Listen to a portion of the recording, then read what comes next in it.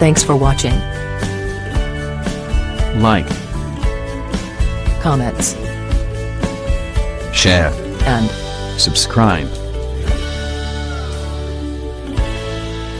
मसीह यस्सु के जिंदा जलाली और बाबरकत नाम में आप सबको मेरी तरफ से सलाम। मैं मसीह का खादम पास्टर शाहिद इकबाल आज एक नए मजमून के साथ आपके सामने हाजिर हूँ।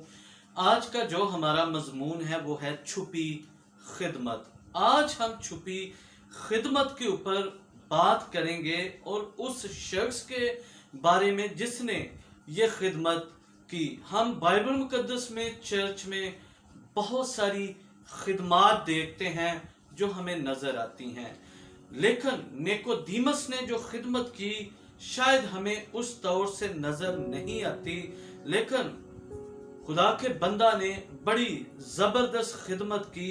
और आज हम इस खिदमत पर और खुदा के बंदा के ऊपर गौर करेंगे। निकोदेमुस का जिक्र हमें यूहन्ना की अंजील उसका 3रा बाब और उसकी पहली आयत से 10वीं आयत में हमें नजर आता है, मिलता है। और मुकद्दस निकोदेमुस के बारे में मैं आपको चंद एक बातें बताना चाहता हूँ। निकोदेमुस एक फरीसी था और ये पूरे तौर पर शरीयत पर अमल करने वाला था।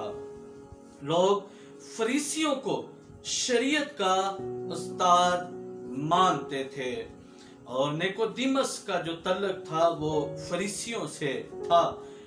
उस वक्त की यहूदी सदरे अदालत का रुकन था निकोदेमुस और यीशु अल मसीह से मिलने की वो ख्वाहिश रखता था और यीशु अल मसीह को वो मिलने के लिए रात के वक्त वो यीशु अल मसीह के पास आया। रात को आने की जो वजूहात थी वो 2 बताई जाती हैं। नंबर 1 बताया जाता है कि वो पर्सनली यीशु अल मसीह से बातचीत करना चाहता था और नंबर 2 वो यहूदियों के डर से यीशु अल मसीह को रात को मिलने के लिए आया। और कलाम मुकद्दस में जब हम पढ़ते हैं तो किताब मुकद्दस में इसका जिक्र निकोदेमुस का जिक्र हमें 3 मर्तबा नजर आता है। यूहन्ना की अंजील के 3रे बाब में, 7वें बाब में और 19वें बाब में।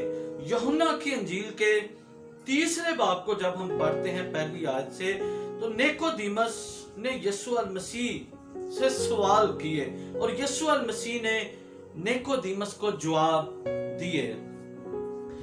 और क्या सवाल जवाब हुए?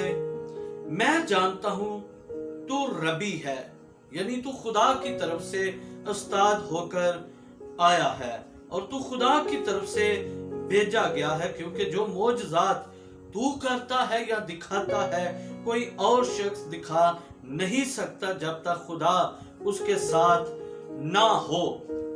और जब हम यहाँ पर निकोदेमुस की बात को सुनते हैं तो हमें नजर आता है कि निकोदेमुस यीशु अल मसीह को इज्जत दे रहा है और उसको उस्ताद रबी कहकर पुकार रहा है और फरमाता है कि तू खुदा की तरफ से आया है। लेकिन यीशु अल मसीह ने इस बात को जान लिया कि ये जिंदगी पाना चाहता है और ये हमेशा की जिंदगी में शामिल होना चाहता है। और यीशु अल मसीह ने उसको जवाब में कहा, जब तक कोई आदमी नए सिरे से पैदा ना हो वो खुदा को देख नहीं सकता, वो खुदा की बादशाही में दाखिल नहीं हो सकता। फिर कहा गया निकोदेमुस की तरफ से कि आदमी जब बूढ़ा हो गया तो क्यों कर पैदा हो सकता है? क्या वो दोबारा अपनी मां से पैदा हो? यीशु ने जवाब में कहा, जो जिस्म से पैदा हुआ जिस्म है और जो रूह से पैदा हुआ रूह है, ये बातें क्यों कर हो सकती हैं? निकोदेमुस ने कहा। यीशु ने जवाब में कहा, बनी इस्राएल का उस्ताद होकर तो इन बातों को नहीं जानता। बहुत दफा हमारे पास बाइबल का इल्म होता है, हमारे पास बहुत सारी बातें तफसीलें होती हैं, लेकिन फिर भी हमें हमेशा की जिंदगी की जरूरत होती है। आज भी बहुत सारे लोग जिंदगी पाना चाहते हैं, लेकिन जिंदगी के मालिक के पास नहीं आना चाहते। और खुदा के लोगों, यीशु मसीह ने कहा कि तू बनी इस्राएल का उस्ताद होकर इन बातों को नहीं जानता। उस वक्त निकोदेमुस इन बातों को ना समझा, लेकिन बाद में वो मसीह यीशु पर ईमान ले आया। और ये उसके लिए कोई इतना आसान फैसला नहीं था, क्योंकि वो उस वक्त वो शरीयत पढ़ाता था और उसे डर था कि कहीं मुझे इस ओहदे से फारिग ना कर दिया जाए। लेकिन उसने एक मुस्बत कदम उठाया और मसीह यीशु पर ईमान लाया और मसीह यीशु के लिए उसने काम करना शुरू कर दिया। पहला जिक्र हमें यूहन्ना की अंजील उसके 3 बाब में मिलता है। और दूसरी बार जब हम देखते हैं तो दूसरी बार कुछ अरसे के बाद ये फिर नजर आया निकोदेमुस, और ये यीशु मसीह का दफा करते हुए नजर आया।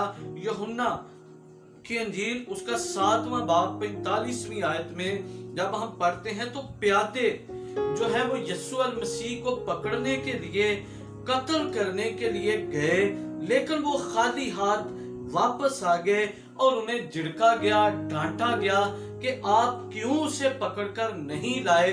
और यीशु मसीह के बारे में ये बातें पीछे बातें होना शुरू हो गई कि यीशु मसीह को कत्ल किया जाए। जब अदालत बैठी तो वहां पर हम देखते हैं, हमें नजर आता है कि निकोदेमुस यीशु मसीह का दफा करते हुए हमें नजर आता है। और निकोदेमुस कहता है कि हमारी शरीयत ऐसे शख्स को मुजरम नहीं ठहराती।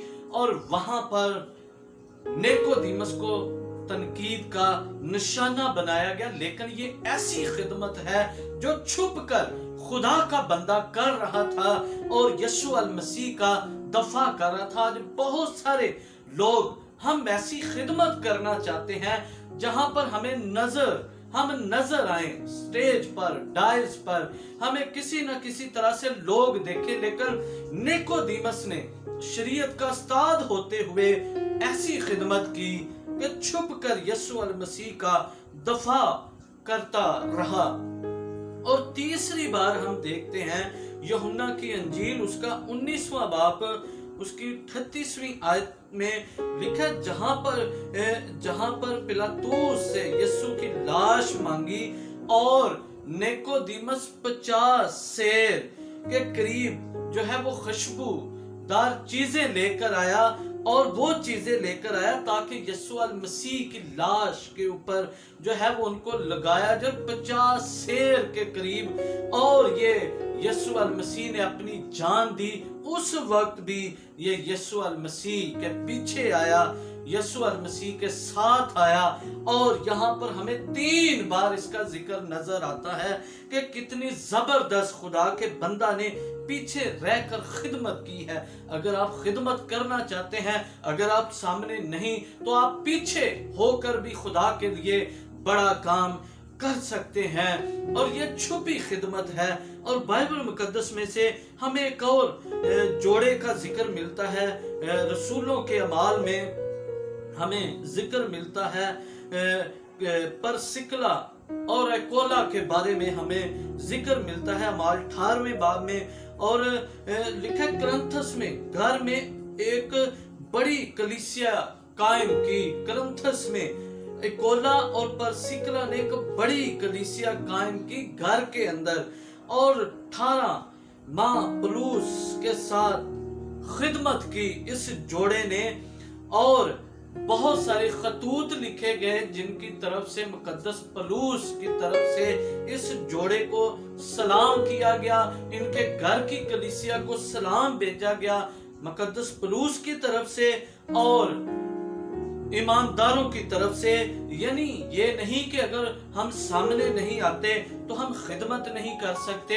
यहाँ पर हम देखते हैं कि शरीयत के उस्ताद ने निकोदेमुस ने किस तरह से छुप कर खिदमत की। और इस जोड़े ने और भी बहुत सारे हमें ईमानदार नजर आते हैं जिन्होंने छुप कर खिदमत की, और आज काश के चर्च के अंदर, कलीसिया के अंदर ऐसे लोग पैदा हो जाएं जो छुप कर खिदमत करें और इस खिदमत को एक्सेप्ट करें।